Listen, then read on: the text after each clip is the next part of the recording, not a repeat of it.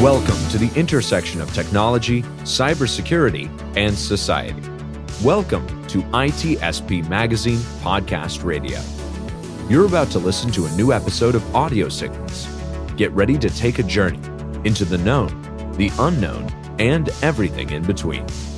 Recorded at no specific point in time nor space, ITSP Magazine's co-founders Marco Ciappelli and Sean Martin follow their passion and curiosity as they venture away from the intersection of technology, cybersecurity, and society to discover new stories worth being told. Knowledge is power, now more than ever.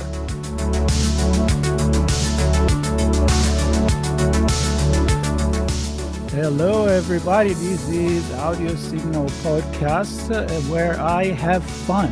Now, not that I don't have fun in my other podcasts when I talk about technology, society, and cybersecurity, but I feel like a lot less pressure here because it's stuff that I am just curious about and that I believe that the audience will enjoy and maybe discover sometimes what happened behind a stage, behind the screen, a camera. Sometimes we talk with people that write book and how do they write the book, how they get creative, how they write music. But in this case, it's actually the first thing that I said. We're going to kind of figure out what happened and how it's made that big movie that you just saw, or maybe a TV show, or maybe that you just stream, because now we don't necessarily have to go to the movie. It's the movie, it's on your computer, your device, and here I go. I'm already talking technology. I'm going to stop right now because the people that are listening, they think I'm just blabbering by myself. The people are watching, they consider he's a guest, and the guest is Jennifer Carriere. Carriere. So that's my French. Being Italian, I tried. But Jennifer, I can say that. So welcome to the show, first of all. Thank you. Thank you for having me. And this is going to be exciting because I think we will talk about things that are very familiar to you and to the people in the movie industry, but very unfamiliar to the people that just watch the show, see the actors, see the scene, and they just get sucked into watching and living that experience. But it's not magic. Well, it's magic, but it doesn't happen by magic. Yeah. So enough about the introduction. I want to hear the introduction from you, Jennifer. Who are you and what you do? Okay, so I am Jennifer Carriere, and I am a script supervisor for film and TV. Okay, so the script supervisor is my definition of a script supervisor is a mini director, mini producer, screenwriter representative, actor wingman, all rolled into one amazing film job. I am not kidding. We really do touch on all of those disciplines greatly. In fact, we influence, the director's work, the producer's work, represent the screenwriter's script while we're actually shooting on set, support the actors to make sure that their best performances are usable in the edit. And then we represent the editor on set, creating a roadmap for cutting the film or TV episode to the director's liking. So the greatest compliment that I can receive from an editor in post is I showed the director my rough cut of the film or TV show, and they had no notes. They said, just tighten it up. Otherwise, it's spot on. Okay, so I get to represent all of those departments as a script supervisor. So set superhero is what script supervisors, truly are. All right. So in a sense, sounds to me that you're kind of the glue and also the right person for me to talk about, with this goal to share with the audience a little bit of an overview of how is a film made, and again, how many roles and how many departments there are back there, just to make that 2 minutes of action that you really love. Hundreds of people, 12, 14, 16 hours of work to create, 3-4 minutes of beautiful action in the film or show. Yeah. So, but let's start from the beginning. You were not always doing this job, this profession. You fall in love with this. So you actually come from a completely different background. So tell me about how you what you were doing before and how you fall in love and into this career. Gotcha. So I actually started my career. So I've been, this is now like my third career because I started off in the nonprofit world. Okay. So I was director of the Alliance Française of New Orleans. So the French Alliance of New Orleans, which is a worldwide organization that supports the cultural, education and supports the keeping the language alive in places outside of France. That was interrupted by Hurricane Katrina back in 2005. I decided to go back to school for a second degree, which was a civil engineering degree. And I had a very safe, secure career all set up at the New Orleans Corps of Engineers, and decided, even as exciting civil engineering was, that cubicle life was not going to be a fit for me. So I decided to risk everything, even though I was carrying heavy student loan debt.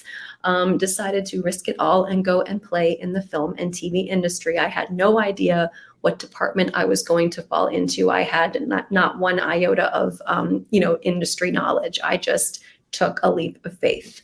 So I found myself bouncing around different film and TV departments, depending on what format I was working. Did camera for a while, did costumes, did, director assistant, producer assistant, all kinds of things, until I found out completely by accident from one of my camera assistants when I was a local 600 camera. Basically, I was like a utility, but I was actually a union camera person. I found out that the script supervisor role touched on many of my, I guess what I would say, strengths and things that I enjoy, that it required an attention to detail, a foresight, problem solving, solving problems before they happened, and working, communication and working with many different types of people, including both, creatives and technical departments. And I decided to give it a go and learn more about it and jump into it eventually. And then I went all in with 2 feet and worked nonstop like crazy. Honestly, the 2007-2008 writer's strike helped me enormously because there was a tidal wave of work that followed that strike. And I got to work as a script supervisor for years, basically without stopping, and got really good at it. So. Well, that's I'm going to cut myself off so I don't talk too much. But sometimes this thing happen because you get inspired by someone, and I know that you're kind of like now on the other side where you're mentoring people. So we'll get to that. But you just had this idea to say, it's almost like a movie. I'm going to go to Hollywood and see what happened, right? Yes. So I'll walk away from the degree that I invested heavily in. And, I was so set up with the Corps of Engineers. Like, there was no reason to ever leave. I was in my beautiful city, my hometown. It didn't feel right. I just had to go find something unpredictable and adventurous to do. And that's really cool. So tell me what you try different things at the beginning. Of course, I'm assuming you find an opening, you go in, maybe you intern, maybe you just help on a daily basis, maybe you're on call. And then what happened at a certain point is that eventually you get to network, which I know that is very important. You mentioned the union and so on. So when you got into the onset, right? Was it overwhelming? Was it like, I had no idea there was so many people behind this in this industry? What was your feeling there? I had no idea how many people, how many departments it took to create just a few minutes of TV or film. Honestly, getting onto set as a PA was like free film school, and I was getting paid. So I was getting paid to get this enormous sort of just like transfer of knowledge from all of these brilliant filmmakers. And it really snowballed very quickly, I would say. They say that, it's like you catch the bug in film and TV. Like, I caught it. Like, it was just a magical connection from the very, very beginning. So even that very first day that I worked, this was a canceled TV show that it was a pilot series that was canceled due to the writer's strike of 2007. Even though I was then forced to go bartend on Bourbon Street, even though I had never been a bartender before, just to cover my bills while the strike was underway.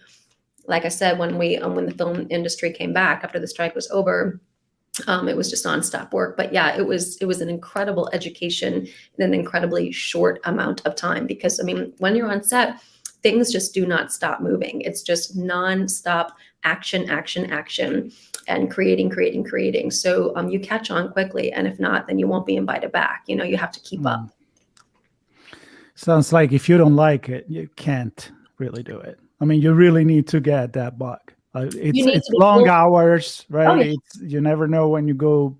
Sometimes you start very early in the morning. You're not done until very late at night, right? So yeah. So you'll start, for example, you might have a 6 a.m. call time on a Monday morning, and then each day the call times push later and later and later to give the actors a turnaround. So by Friday, you're getting called in at 6 p.m.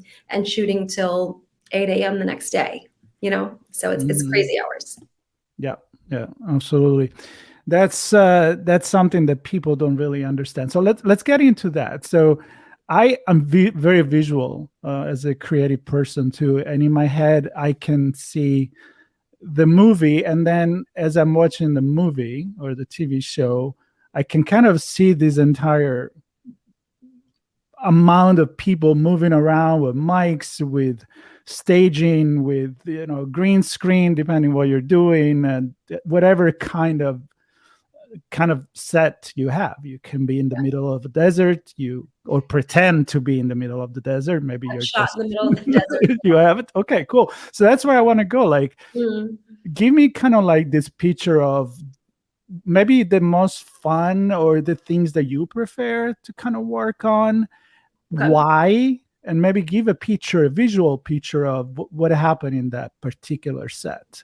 So I'll give you an example of going to work at a studio, one of my favorite studios. I won't name it for NDA purposes, non-disclosure agreement reasons, but I will give you a picture of what my favorite day as a script supervisor, which of course led me to becoming a producer, is. Okay.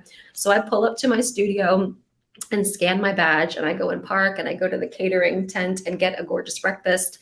And I'm there, 90 minutes ahead of call time, just to get, my head in the game, get some nice rest, get some nutrition in me, hop a van and take it to whatever soundstage we're shooting the show on, and get set up near Video Village. Okay. So like right where the stage is going to be, where our first set's going to be. I'm getting my head in the game, looking at the work we're going to be shooting while the set is being lit right in front of me. We've got a huge department of grips who are being directed by the key grip.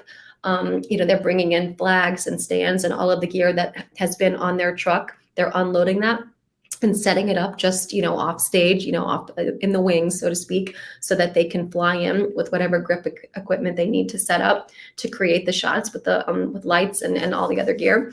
The electricians are doing the same. They're being directed by the gaffer. Okay, so that's the chief lighting technician, getting their gear set up near the soundstage, because we're going to create whatever lighting arrangement the cinematographer wants, whatever's going to be appropriate for the scene. Those guys and gals don't know yet, what that look is going to be. So they're just showing up and putting gear down. We have, PAs filtering in with call sheets and sets of sides, which are mini scripts just of the day's work. We might have background actors who have been dressed by the background costume department, who are lining up and sitting in chairs near the stage if they need to step into the scene. We have all the various departments, set dressing, props. They're bringing in their carts and setting up the props for the first scene. Everyone is waiting to be right there ready when it's time to rehearse. Okay, there's a rule when it comes to making film and TV, and that's like no waiting, no delays allowed.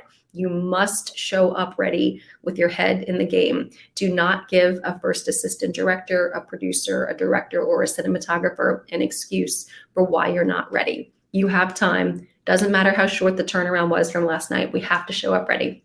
Filmmaking costs a fortune, and there simply is not time for careless delays. So everyone who's on set, all professionals who keep working, know this.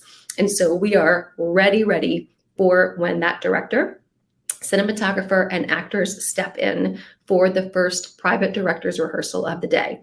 That's my absolute favorite director's rehearsal, the very first one. So we all step into this quiet little creative space and decide how we're going to shoot the very first scene of the day. The director and actors are experimenting with blocking ideas. I'm helping keep them on track with, story notes or dialogue or action beats that they're, might miss or misinterpret or something, and keeping track of, the different blocking ideas until they finally decide on one. And then that's the one that we will rehearse one final time.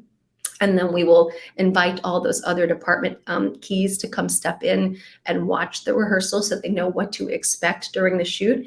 Props might learn from this rehearsal that, oh, well, we're going to use a prop that is not in the script at all. So please go find one or create it. We weren't going to use a red mug, but the actor feels that would serve them in this scene. So please go find one, or whatever the case may be. Hair, makeup, they might need to know that something is going to happen on stage that they were not anticipating, like maybe, a character intends to take off their hat and play with their hair and then put it back on, or whatever the case may be. So everyone has the marking rehearsal as their opportunity to get ready for what we're going to shoot in probably 10, 15 minutes or up to an hour, depending on how complicated it is to light. Once we've done that marking rehearsal, departments step away, actors step away to finish getting camera ready. The director, cinematographer, and me, and sometimes the AD will talk about all the shots, all the angles that we need to tell the story of the scene.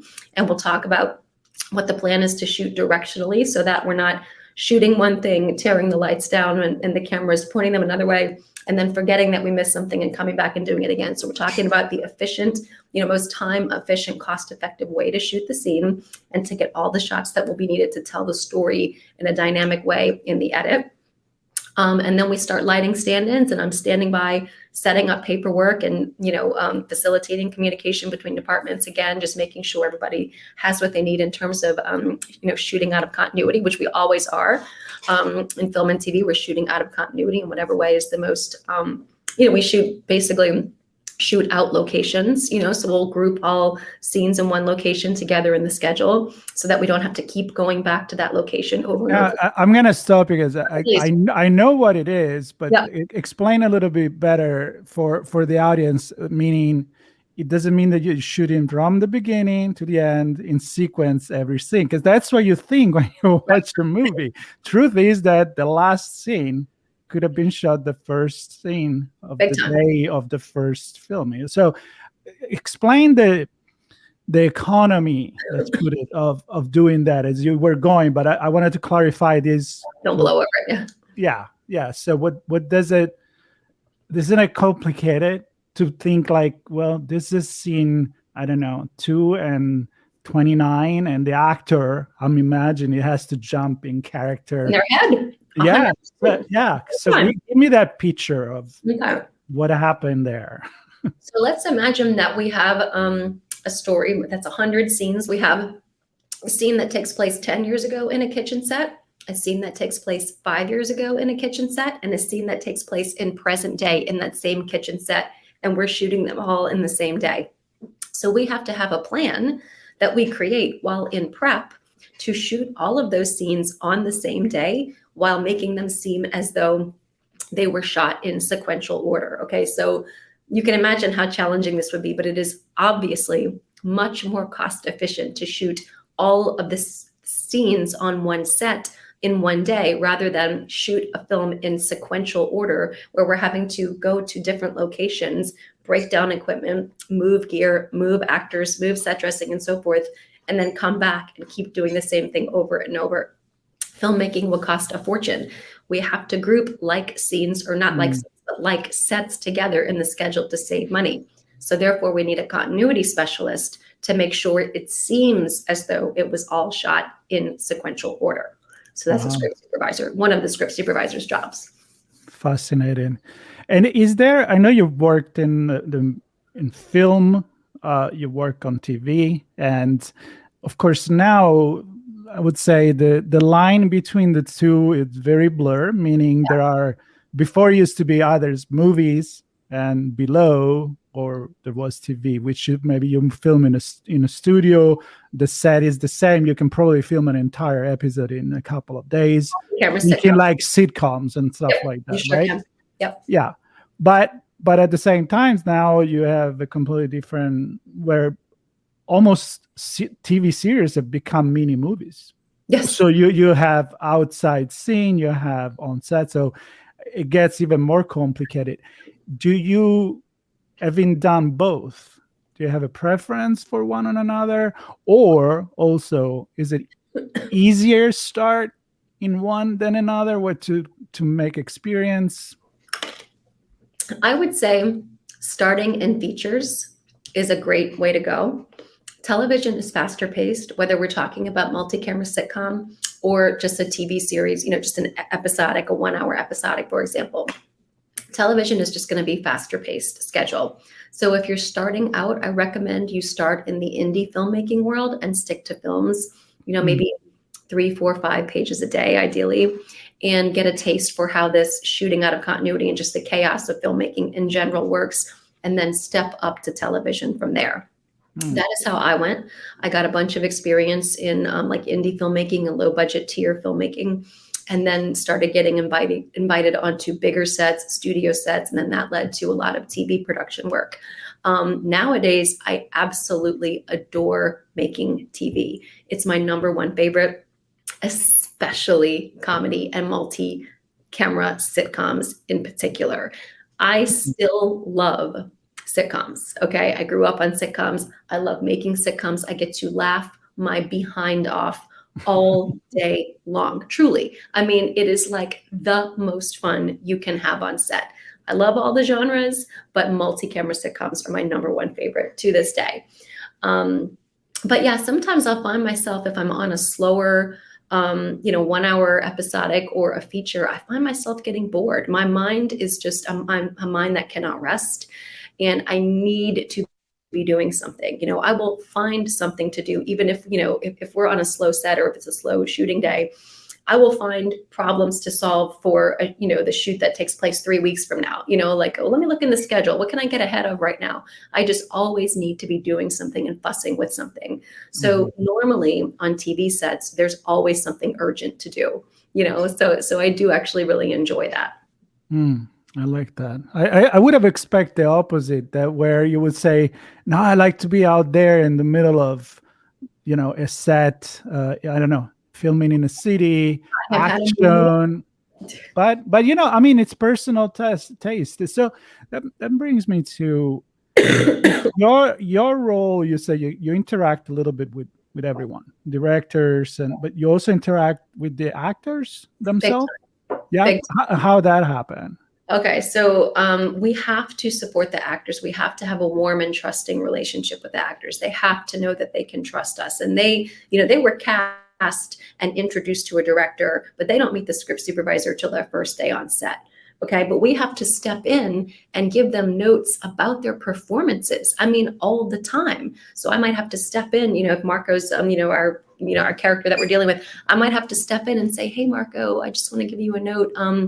In the master, you did this performance a little bit differently. You were delivering the lines much faster, and also you were tapping your foot throughout in the master. But in this case, you're not matching that performance, and so the director is requesting that you go back to the performance that you gave us in the master, so that we can make sure it cuts, in the edit or whatever. I mean, that's just a made up example, but I have to support them in matching their performances, their timing, the actual delivery of their lines and their words. If they're forgetting how they delivered the words, if they're reordering lines because they're nervous or just don't know the lines very well, I have to work with them to massage their performances to match the preferred takes of the director's preferred takes of the master, so that those close-up performances actually make it into the edit. I've seen actors deliver gorgeous, close-up performances or performances in the close-up that are cut out because they don't match, because they decided to try something different, because they decided to do a tick where they're taking off their hat and putting it back on, and it's just not going to cut with a shot that the director absolutely wants to use, possibly some over the shoulder of somebody else. Those things can get trashed. The poor performances can go, in the wastebasket because they don't match the master. So to have a person that you don't know stepping in and talking to you about your performance, I mean, that's kind of a delicate thing. So we have to ingratiate ourselves. We have to just be trusted by the actors in order to get what we need for the editor and ultimately the director. So the result of this for me has been that some of my best friends are actors, because I just got to know them so well. My favorite people to work with are actors. I mean, it's endlessly fascinating, and I love stepping in and supporting them.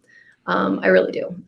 Yeah. Wow. So you're kind of like a psychologist for the actor.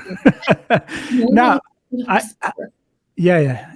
Now I'm trying to think of what the audience will want to know now. So I am pretty sure I can't read mine, but I've done this for a while, and I'm thinking actors usually are known for, as they get bigger, their personality get bigger too. And then that some are really super cool and super nice, for those who had they've been lucky to meet the really A-level actor.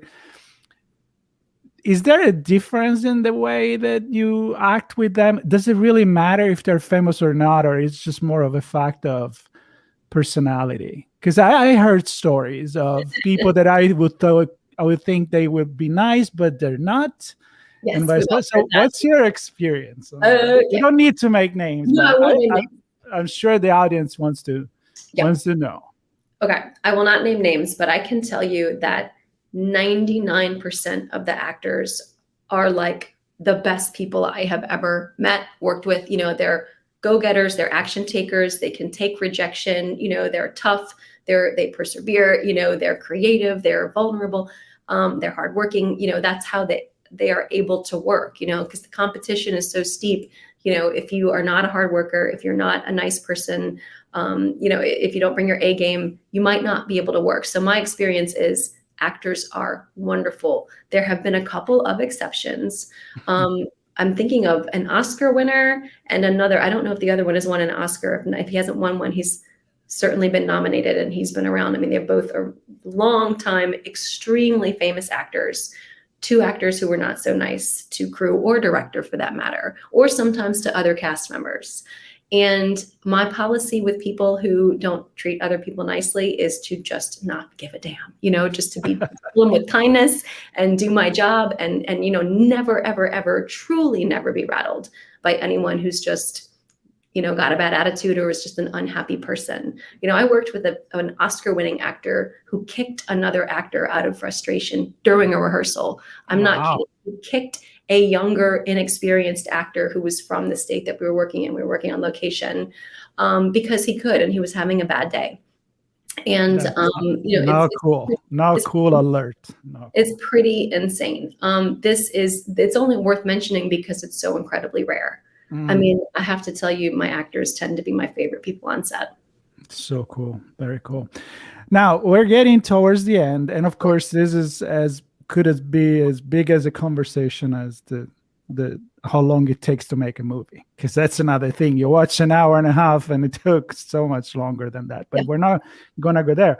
What I want to go into is, I know that right now you're kind of like mentoring people that wants to go in the industry. Now you just went there and said, this is it, I'm going to go for it, pack your guitar, and went to Hollywood. I don't know if I'm just making a story here. Pretty much true. But you felt that, like we all do when we have a certain experience, we're lucky enough to be, doing the things that we like to do and to share. And so mentor, you can do it writing a book, you can do it having podcasts, interview, writing blogs. So what is you're doing now? And I'm sure some people listening is, I would love to go do what Jennifer is doing, or at least one of this thing in this crazy circus that the movie industry is. And how do they get started? What will be so what do you do now? ? And how would you suggest people to get started? Gotcha. Even if they don't know what they want to do, they just want to know, how do I get in the movie industry? How to break into the industry. Yeah. Okay. Basically, that is what I do. I answer that question for people who feel that they have an itch that's not being scratched by their current career. okay, or who feel that they have been trying, they've been writing, they've been auditioning, they've been making low budgets and trying to get them screened, in film festivals. They've just been trying, but they feel like they're just on a hamster wheel or something. I have kind of found a solution for that. And I realized it, I would say back in 2018 or 2019, when I realized that we don't have enough script supervisors to go around. Oftentimes we don't have anyone available that we can call. When my UPM, which is a unit production manager, tells me, Jennifer, I need a script supervisor because we have another series that we're going to be shooting at the same time on stage 12, find me someone. I can't find anyone. Jennifer, I need a second unit script supervisor for Friday through Thursday, yada, yada, because, we're behind schedule. I can't find anyone. So I thought if I had to train someone as fast as possible to focus on only what matters for being a script supervisor, how would I do that? So I created this training program to do that. And I tested it out with friends and a few people who were like friends of friends, and it worked really, really well. And then I thought, gosh, these people are having really, really fast success. They're using my unique method. And then they're like going right out of the gate. Some of them, are getting co-director credits and getting bumped up to producer and so forth, like really, really quickly. So then I started doing this just as a side thing, like between gigs, like just literally training people on the side.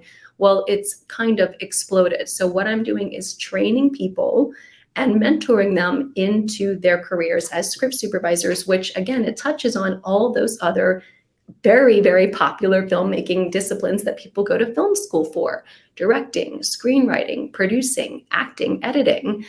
So they're finding, that they are kind of skipping the line of millions of other people trying to get their screenplays read, trying to get their acting reel seen, trying to get their films screened by suddenly getting paid to network with directors, screenwriters, producers, actors, editors. So it's kind of like this surprise. I just sort of found this fast Hollywood access, method for getting people started. And so I train and mentor people into their careers now. Okay. Well, that's really cool. It's and how long does it take? And I know it's a stupid question, but I'm thinking it's stupid while I ask it to you, because there's people that may take a long time and may never get what they want to be, show business for you. And then there is other times that you get a lucky break.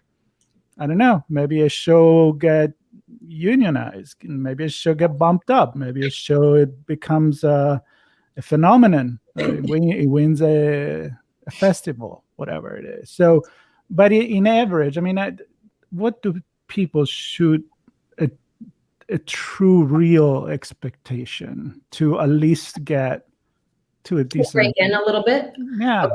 So this is sort of a unique phenomenon in my world of people, but my people are averaging 2 short films, like 2 student films, like volunteer opportunities, and then getting hired for features. And a number of them are getting bumped up from there because they're running circles around everyone else on set because they learned my unique method, which is I've developed it because I do super, super high volume, fast paced television. And so I have had to cut all the fat and focus only on what matters. And that's what I train people to use, my unique method. So my people are averaging like 2 short films to paid feature films. So it's unheard of, or I would say it's rare. But I just see it over and over and over. I mean, I've trained over 100 people and I just continue to see it happen over and over. Wow. So it can happen a lot faster than you might think. Very cool. Very cool. Well, I could keep talking about this because I love the movie industry, and I like to know what's happening behind the scene. It makes me appreciate more what I actually see on the screen, whatever that is. And so I really enjoyed this conversation with you. And and thank you for sharing with our audience a little bit of the magic of it's movie magic. And I do apologize for the coughing, everyone. Oh, it's okay. Of years, sorry.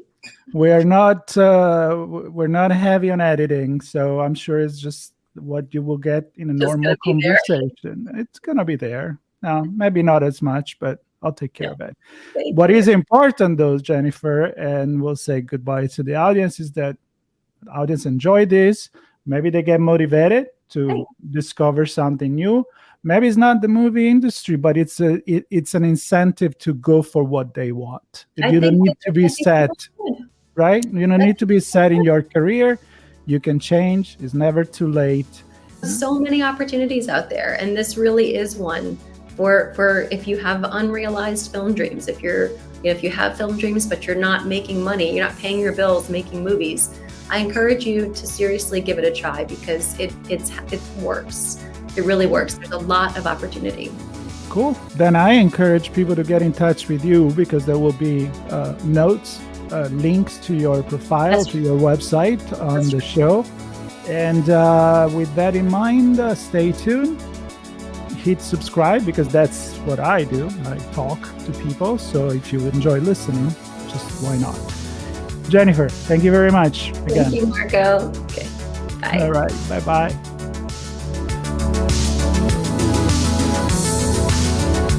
We hope you enjoyed this episode of Audio Signals. If you learned something new and this podcast made you think, then share itspmagazine.com with your friends, family, and colleagues.